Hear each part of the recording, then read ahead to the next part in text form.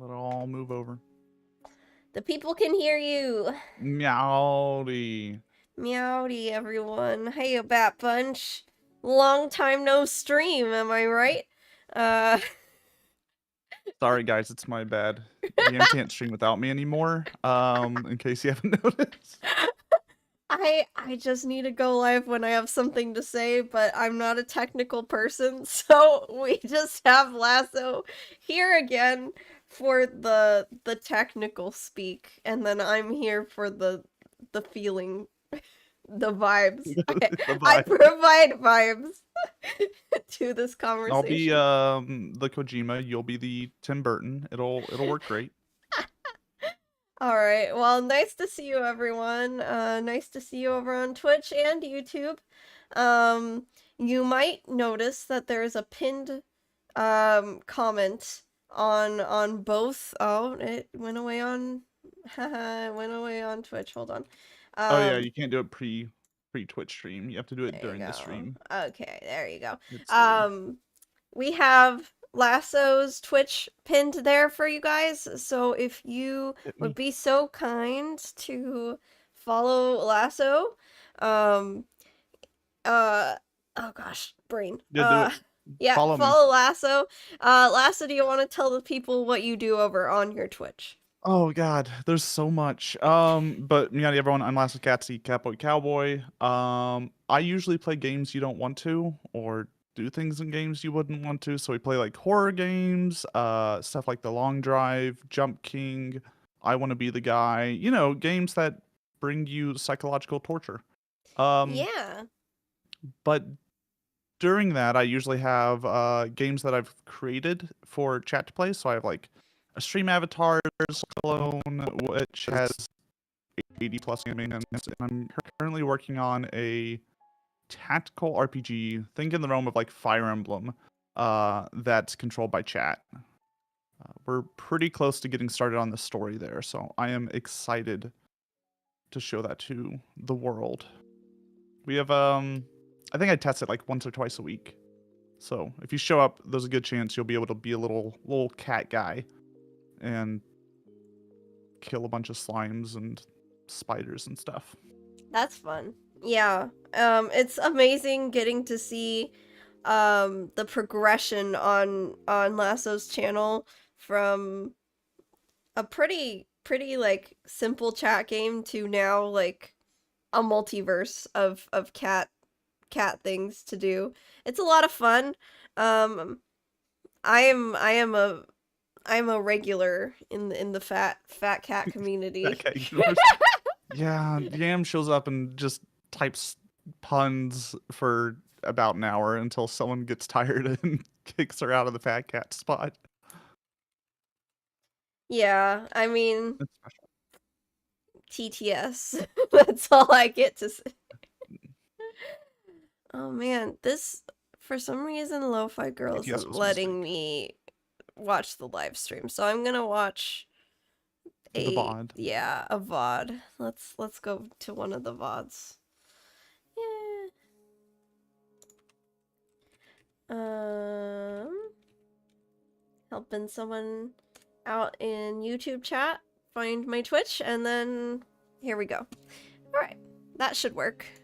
Okay, so topic of today's podcast stream thing is a very hot button issue. We are talking about two social media platforms. We're talking about X, formerly known as Twitter, versus Bluesky, which is another social media platform that came into being about 1 year ago, but is picking up more traction now. And it is picking up more traction now primarily because Twitter's policy has changed. Do you want to talk a little bit about what that change entails? So Twitter had two main policy changes. These were kind of hinted at a while back, and now they've finally gone into force. I think this last week. It's like a week or two ago. so pretty recently. One is they are changing how blocks work on Twitter. Blocks no longer prevent whoever you block from seeing your posts. It just prevents them interacting with your posts. Mm-hmm. So I know this is a safety concern for some people. I have seen several people worried about, like, they have people who stalk them on the internet, and they're worried like this safety change like worries them. So I've seen people move over to Bluesky because of that. Yeah. The other one is X now changed their TOS so that all of your stuff is automatically put into Grok, I believe is the name of it, Yeah. which is their GPT AI thing. But basically anything you post on Twitter now, no matter what, will be put into an AI to be trained. Yes. Yeah. And that's a big concern for creators who put their stuff out on Twitter, who don't necessarily want their artwork, their voice work to feed the AI. Yeah. Let me. Do we want to talk about Bluesky's AI real fast? Yeah. All right. Yeah. So at least currently, Bluesky has made no statements on any form of AI. The organization behind Bluesky, like Bluesky Corp, I forget what it's called. They don't have like any public stance on it, as far as I could tell.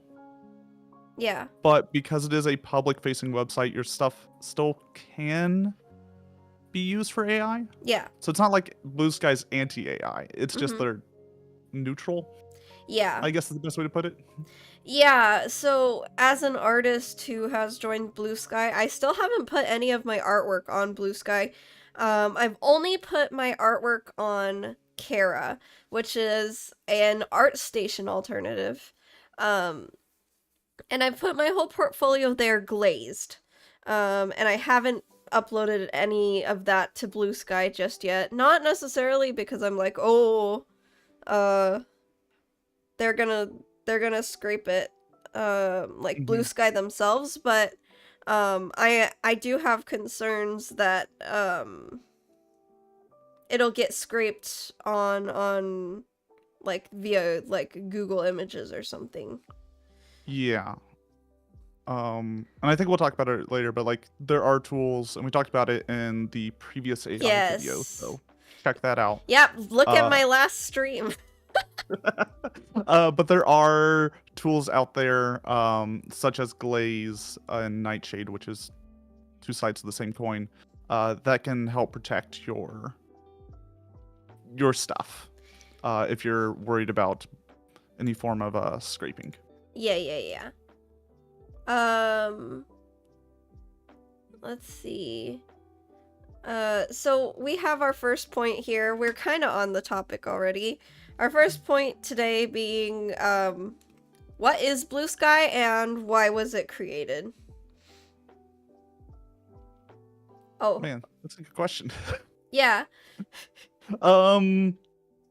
So it's a bit complicated. I'm gonna try to keep it simple because Bluesky, the actual like technology is a little funky. It's like an open protocol, decentralized social sign-in. I forget what they use. They use a bunch of buzzwords. It's a lot of buzzwords. It's supposed to be originally a competitor to Mastodon. Yes. Which is the idea of, instead of, for instance, in the case of Twitter, Twitter owns all of your stuff on Twitter. Right. The idea for Bluesky, or the technology behind it, their protocol, is any website can use it. It's an open protocol. Anyone can use it. And it's all kind of connected. So let's say I make an account on Bluesky's app, under meowdy.live. Yeah. And then let's say Newgrounds. We'll use Newgrounds, sure. Yeah. Newgrounds ties into it.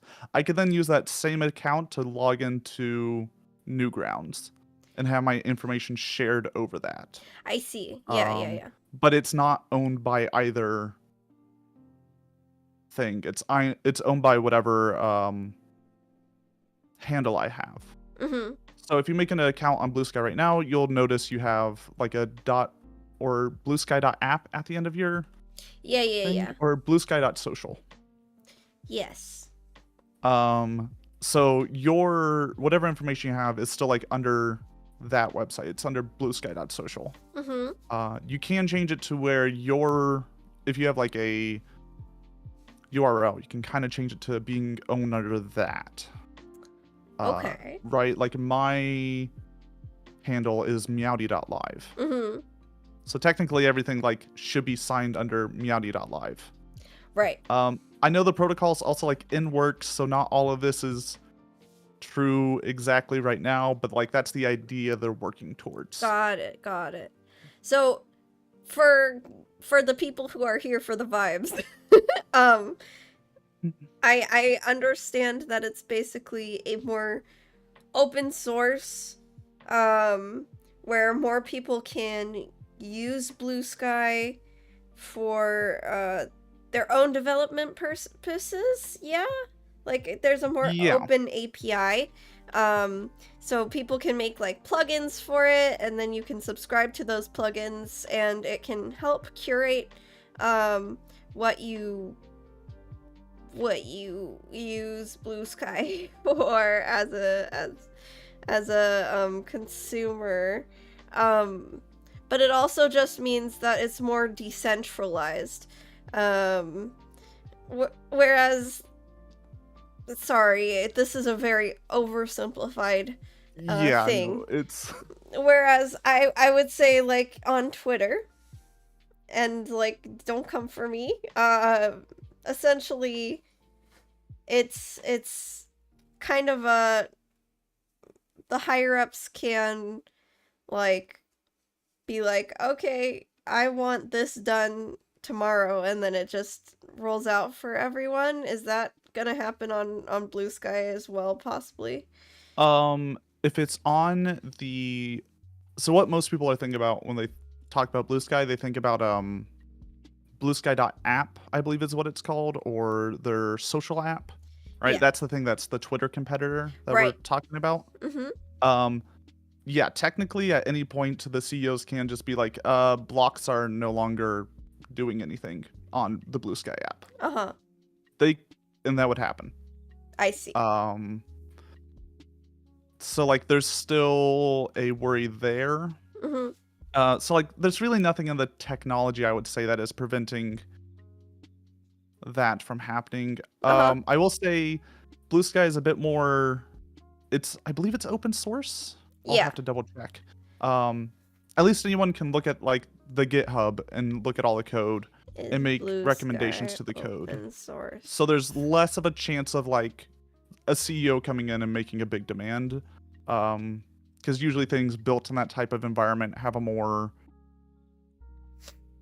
driven by the community features. But there's nothing preventing like one way or the other. It says Bluesky is using an open source framework built in-house, the AT protocol, meaning people outside the company have transparency into how it's built and what is being developed. Yeah. I see. So yeah, the AT protocol is usually that's what I was talking about earlier. Because that's what the company was originally like founded to do. It was founded by Twitter, weirdly, or basically by the Twitter. Yeah, Jack to make Dorsey. it like open source thing. Yeah. For Twitter, and then Elon came in and they broke up, and they're like, well, I guess we'll just make a social app that's a competitor now. Yeah. So focusing on Bluesky, now that we kind of have a framework of why it was created, it's there's some different features on Bluesky than Twitter. And over the years we've seen more features added. So it didn't launch with all these features, but we're getting the ball rolling on features. What would you say are some standout features of the platform? Uh-oh. It's okay. We're back. We're back. We're back. We're back. We're back. We're back. All right, we're good. So what did you hear and not hear? I heard Bluesky didn't start with all the features and then you cut out. Okay.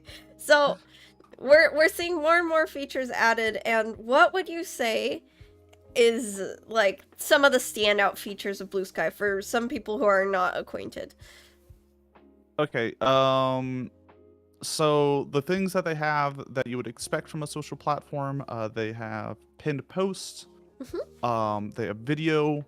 They don't have native GIF support yet, but you can use GIFs from like Tenor and the like. You can follow people, right? You can follow back, all that stuff. Likes, reposts, hashtags. They didn't even start with hashtags, by the way. Like that came in at a later date. Yeah. Yeah, so very standard stuff there.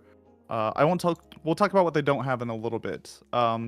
Features that they have that are unique to Bluesky, and I'm sure we'll go into some of these later. Feeds. The idea here is, on Twitter, I'm going to use Twitter as our like base just because that's what we're comparing against. You have the following page and the For You page. Right. And then you can like search. Those are like kind of your three options.